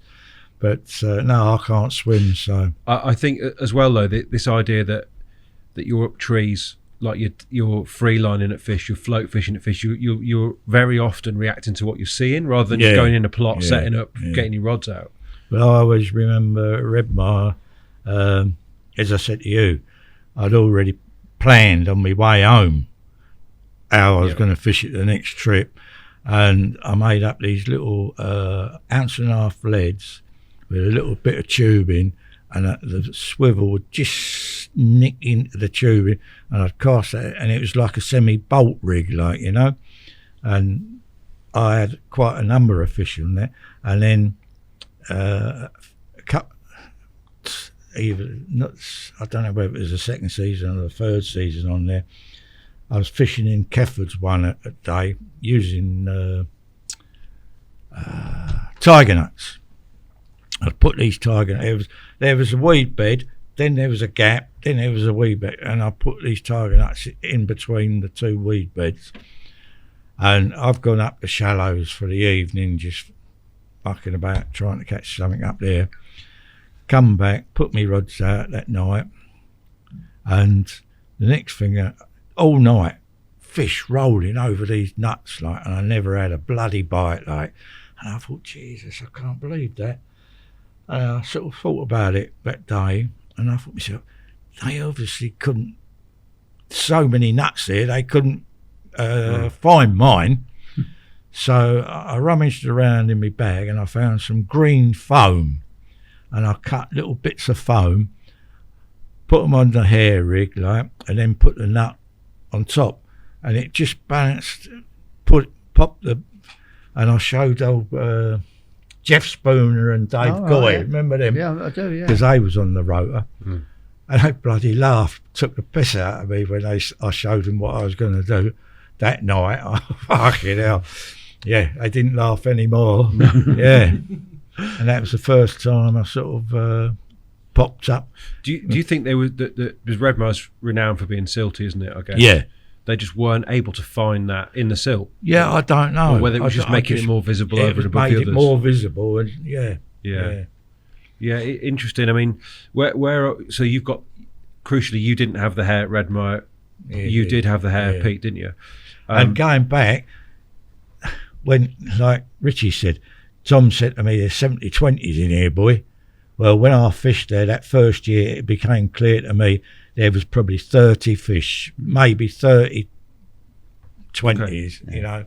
And the big mirror at the time, I think you probably both caught. Yeah. You and Kevin, it was just 32, 33 pound. That was kind of like one of the real big ones, I suppose, at that point, wasn't it? Yeah, it was. How long did you stay in there? I was in there for 3 seasons, and then they lost it. And it went to Clive Dietrich, wasn't it? Was it Clive? Yeah, Clive Dietrich and Malcolm Wentworth started it. Yeah. And then after that, I think Les Bamford got it, didn't he? But I mean, as far as my knowledge goes, because it goes back a long way from when Jack wrote the book Quest for Carp.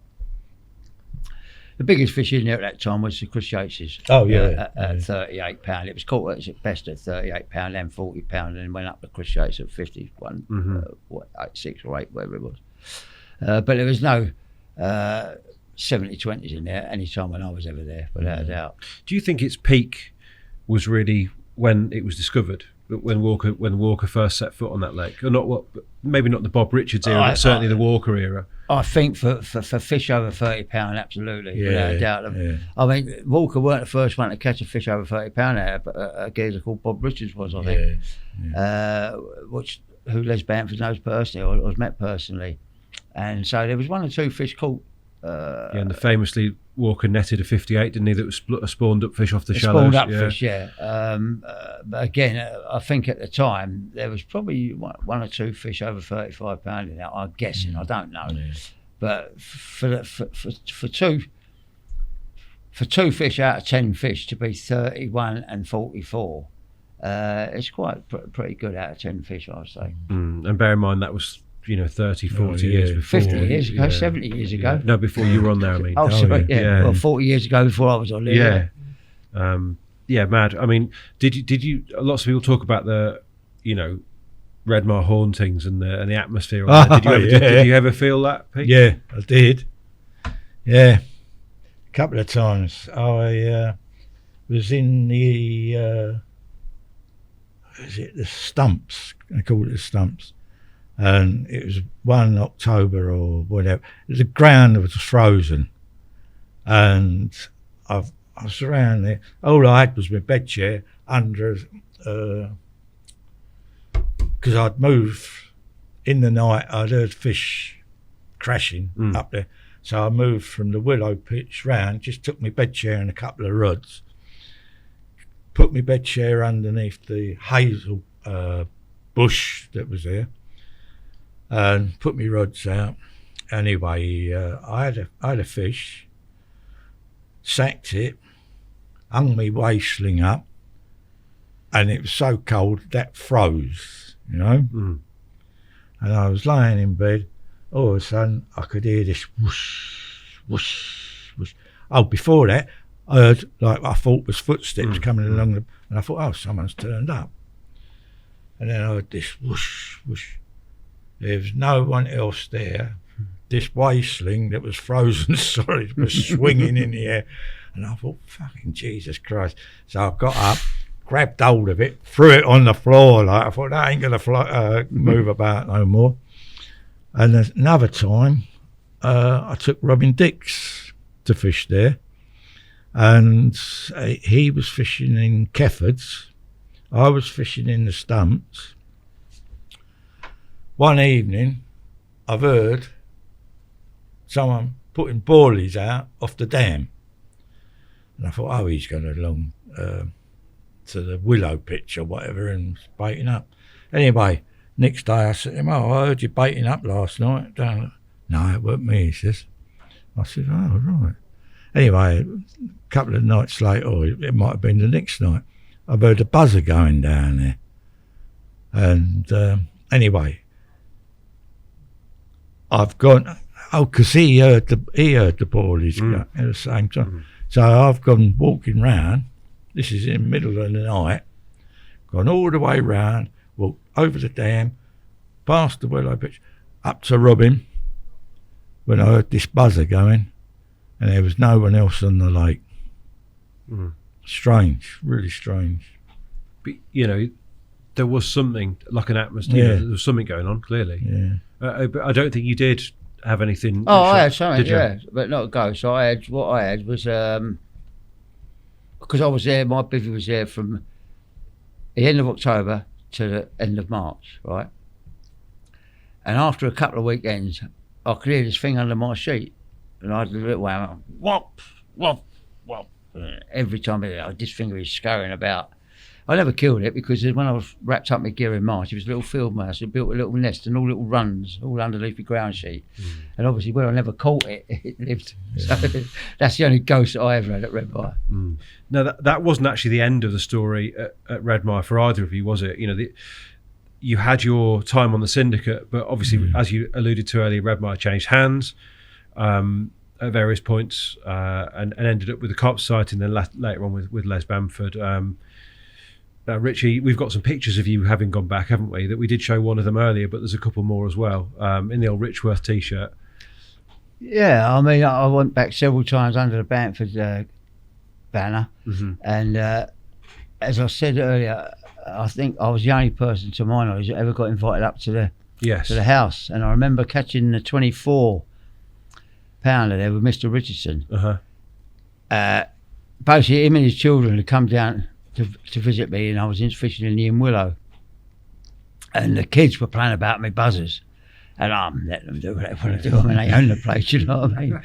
And all of a sudden, it's a shot out of my hand, the kid said. I thought, well, what's a fish, isn't it? So I picked the fish out. So Mr. Richardson said, should we get the boat out, Richie? Get the punt out, Richie? I said, yeah, if you like. Yeah, lovely. So out we go in the punt, the two kids and all, letted the fish. 24-pound, that weighed up. And anyway, he said, do you think you can hold it till I get my mum down? I said, yeah, of course. Anyway, unfortunately, I haven't got the shot here, but I've got a shot with the whole family Richardson behind me with his 24-pound carp. Which was that one of the ones that we've shown? No, that's not on there. No. The ones that you caught there were... Is that the same trip? A similar trip, yeah. It wasn't that particular trip. That was a trip later.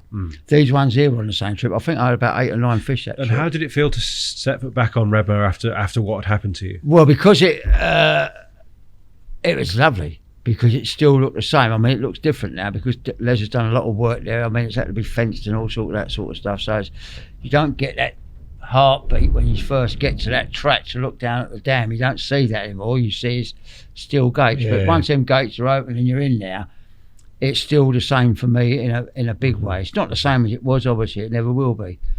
But yeah, I mean, I've been there several times since I've been out. Is it a place that you think has got genuine sort of, I don't know, magic, let's say?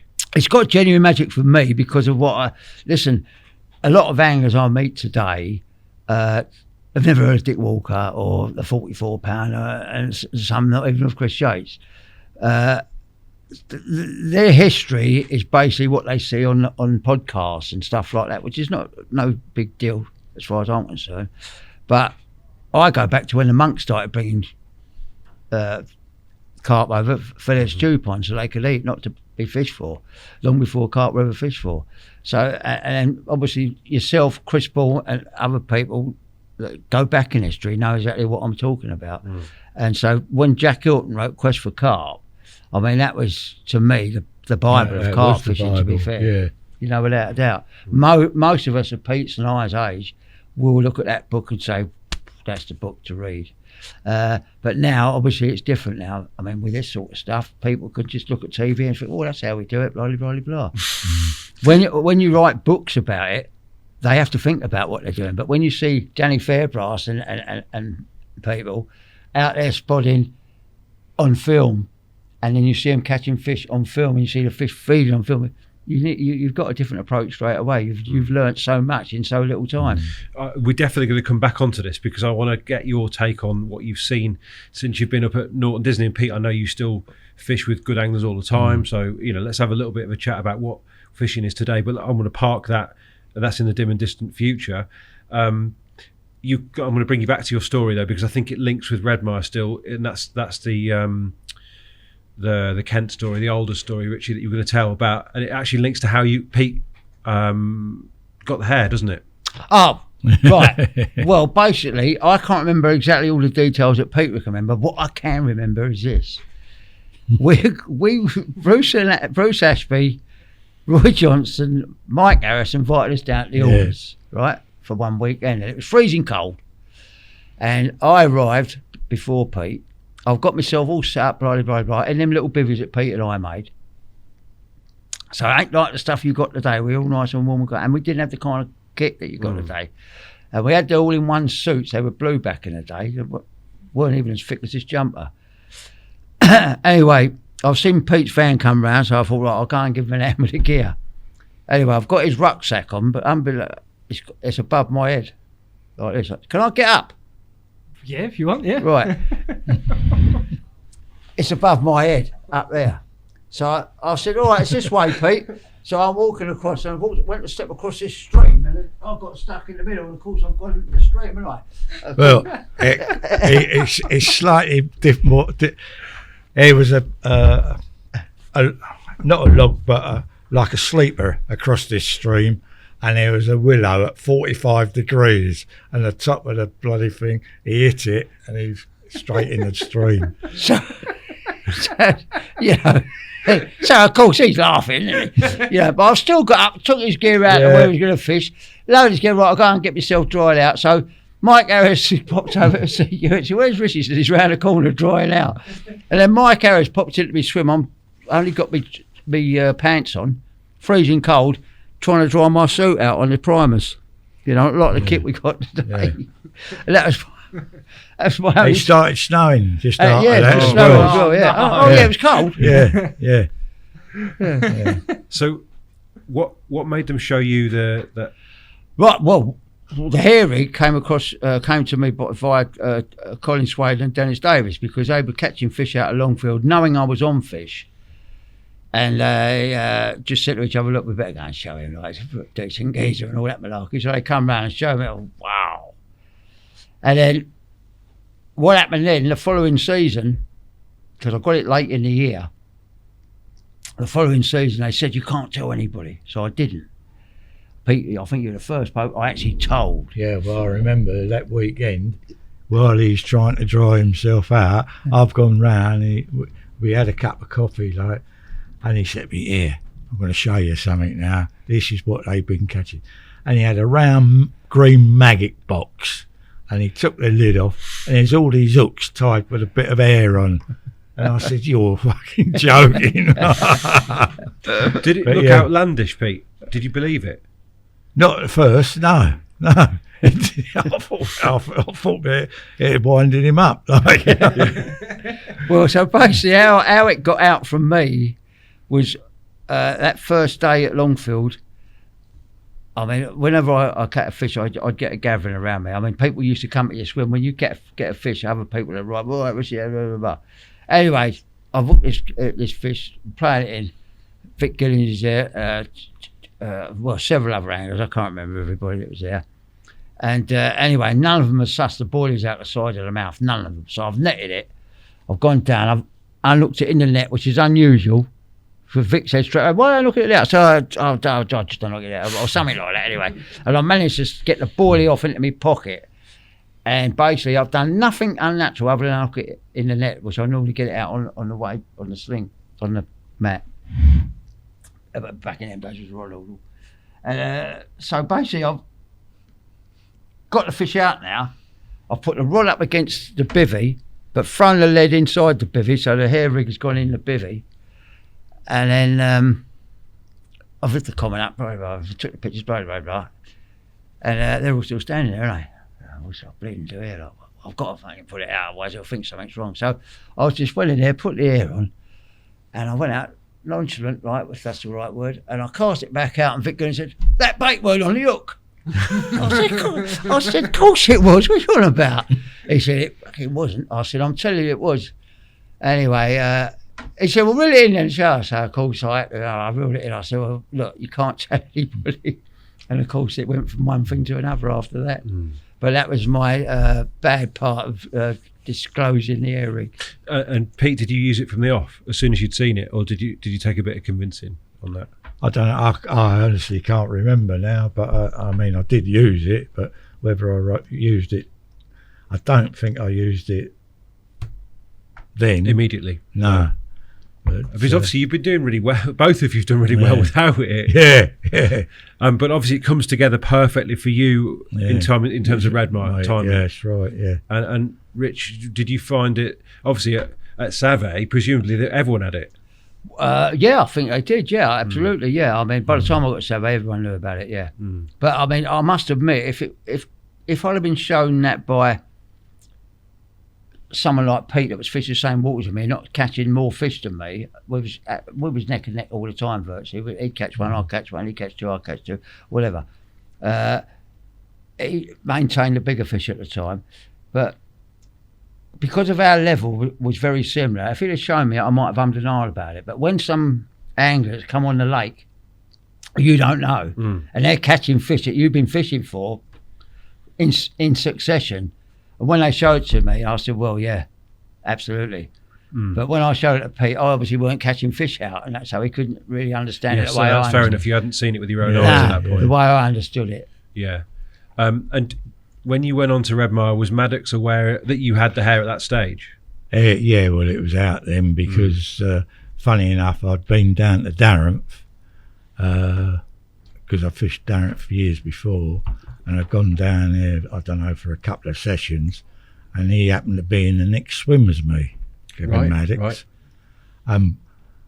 He was getting bites and not hitting them, like, and I thought myself, that's strange, you know what I mean? Yeah. And he was frightened, the bloody, because he didn't want me to know, and that was before Ritchie told me about it, like, you know, so, yeah. Okay, so back to the Redmire thing while we tidy up what's left of Redmire. So Rich, you went back in that era. Let's have a look at that fully scaled Tobes as well, because we should put up as many of these shots as we can. This is, I mean, I don't know if you caught. Well, that was the first. If you go back, Toby, to that first picture you showed there, not that keep one. going. That was the second. That one. Right, that was the second winter carp ever caught from Redmire. The first one was a common Nopex, 24 pound. That weighed just over 20. And then, if you crack on. Yeah, keep going, Tobe. Pete, did you fish it in the winter? That was one. Yeah. Oh, yeah. And that was This one here, Yeah, Yeah, what that a mega was- fish. that was I a mean. 29. Did you catch that one, Pete? Was that? Yeah. I mean, Rich, it looks like you've had proper weather that week. Look at it. Yeah, I mean, it was proper Redmire weather as well. was that good for it? Like, Yeah. hot and still. Yeah. Yeah. And I found muggy days, drizzly days good as well. I mean, I spent a week there once with 7 days of close, and I managed to fall in on the last day, on the day before, which was on the Saturday. All right, all my clothes were strewn out on a line, and it was dried out. I thought, right, let's go. And I put some bait in the shallows, and as I got to this tree where I put the bait in, I thought, oh, I just seen a tail there. So I climbed up this tree. There's a great big common down there, about 25, 26, 27 pound. And I'm looking at it, it's down on me bait. So I'm getting more and more excited, walking further and further out in the branch. Bosh, in I go, don't I? Anyway, the end of that story is I go into Ross to buy some clothes. I went to the camping shop with wet clothes on. I said, can I buy some of them wet clothes? He said, yeah. Not the wet clothes. Yeah, you know what I mean? Oh, that sounds stupid, but it's really true. So I went and bought these waterproofs, that's better. I bought these waterproofs. So I've got wet clothes underneath my arm, and I'm walking through Ross and Wye, and people are looking at me. And of course, when I looked down, I was naked underneath. They could see right through it. So don't go and buy waterproof clothing naked. No. And wet. I mean, that one, you know, again, classic sort of Redmire shot, Redmire fish, isn't it? Yeah.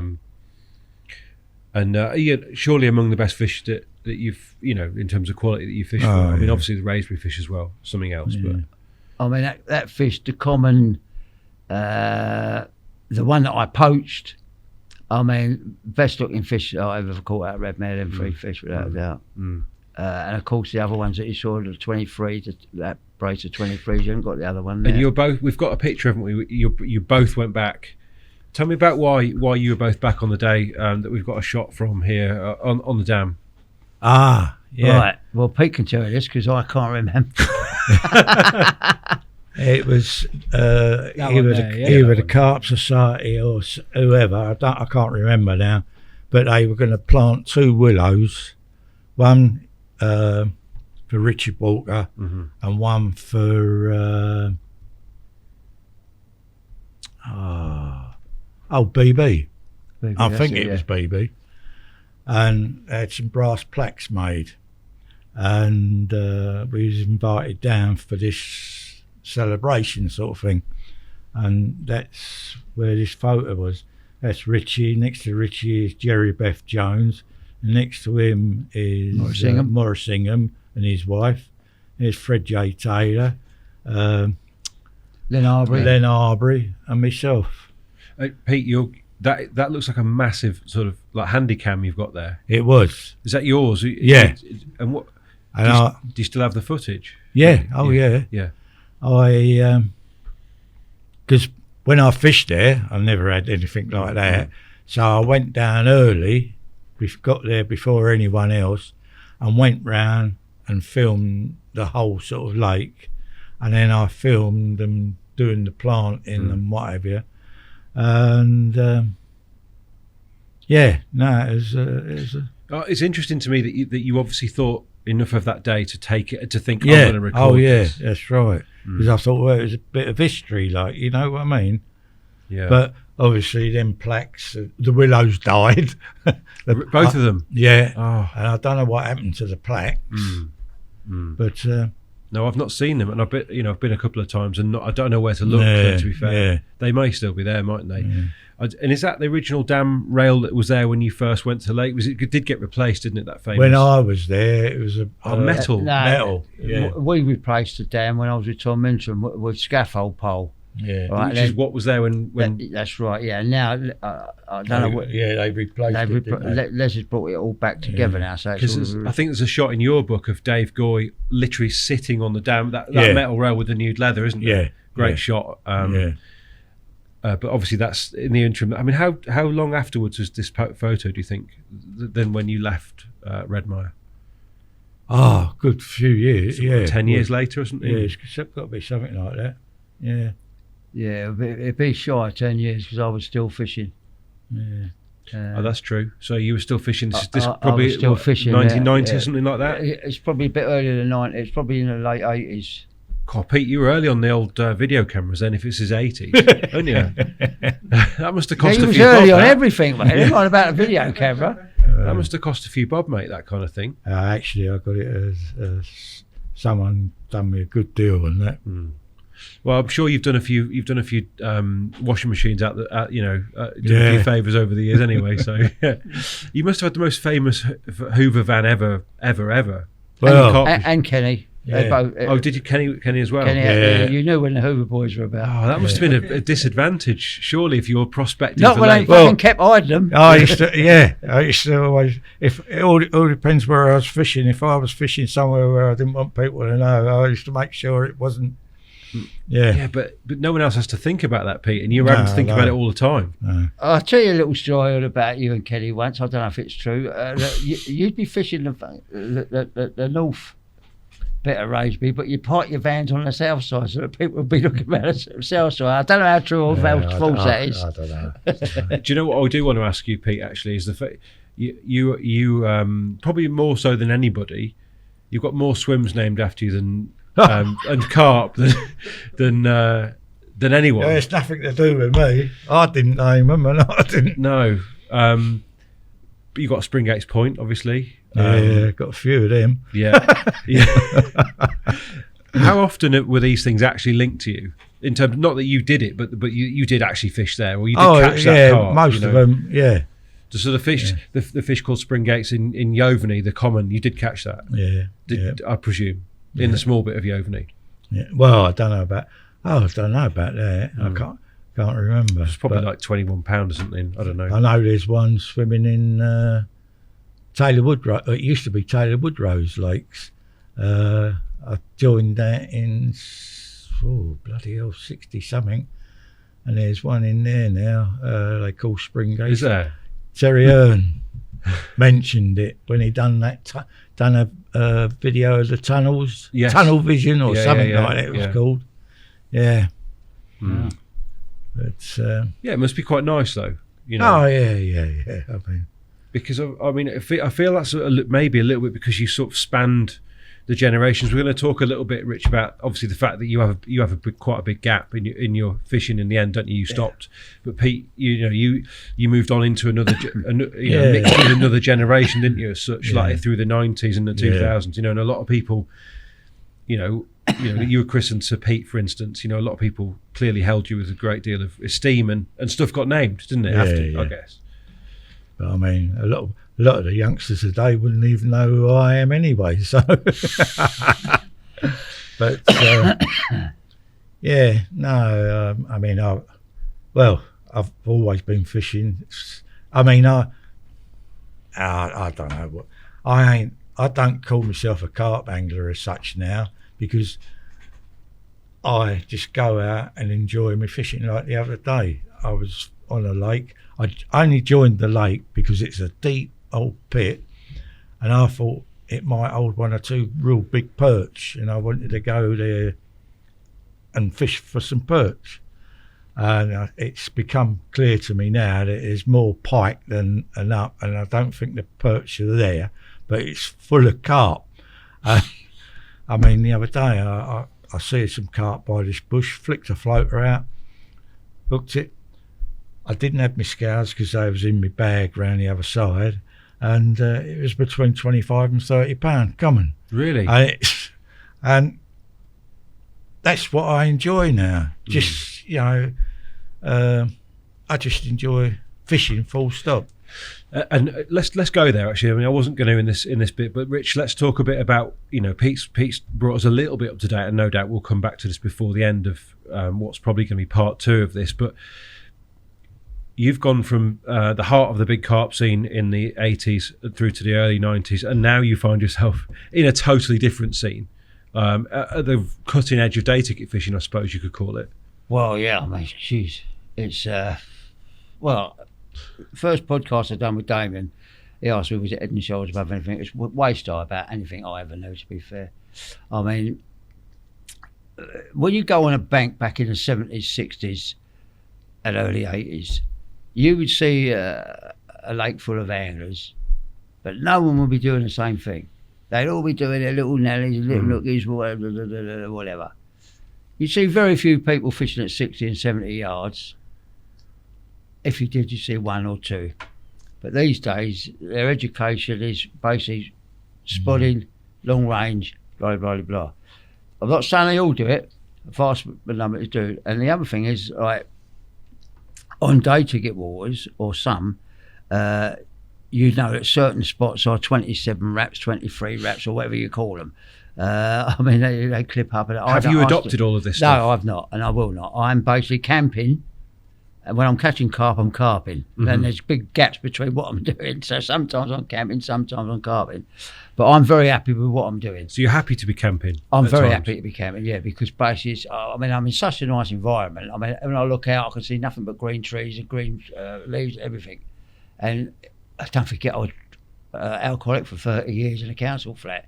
Now I'm living the dream, if you like. And it doesn't bother me whether I catch a carp today or tomorrow or next month, as long as I'm sitting there with my rods out doing my own thing. Okay, so actually being at Norton Disney, it's wonderful. Life is good. Life is brilliant. And not only that, you don't meet as many bad people today as you did back in my day. Maybe that's my fault, I don't know. But do you think you've changed on the bank? I've changed an awful lot because I'm sober. I mean, don't forget, when I was drunk, I would annoy people, they would annoy me. But now that I take on board what people are saying to me, because I'm thinking about it. And did you two talk once Ritchie was out of the game? Like, were you able to try and help him through this period? No. We lost contact with Pete, and basically when I became sober, then I started getting in contact with people that I'd lost contact with, and we're quite regular speakers now. I'd be fishing, and about 1 o'clock in the morning, 2 o'clock in the morning, there'd be a tap. Pete, you wait. and he pissed out of his brain, like, and he tell me all the story of what, you know, and it was his way of getting stuff off his chest, like, you know, and I gave people a hard time, basically. You know, people that were good friends. But to be fair, they've stuck by me since I've been back. They've all come back. Pete listened, for instance. He was there, you know, you were there and you listened to him. So it's important, isn't it? Yeah. oh I mean, yeah. I mean, the people that know me well know what a hard time I went through in 25, 30 years, whatever it was. They know how hard it was for me. So, Pete, has it been good to see him back? Oh yeah, without a shadow of a doubt, yeah. Because, I mean, let me be honest, when we fished together and what have you, if there was anything I wanted, or, you know, he was there straight away. You know, he'd do anything for you. But once he got onto that drink and he was a different bloke altogether. But no, it's good. I'm glad. Well, he probably wouldn't be here now if he hadn't packed in. No, I wouldn't be. There's no doubt about it. If it weren't for Damien, I wouldn't be here today at all.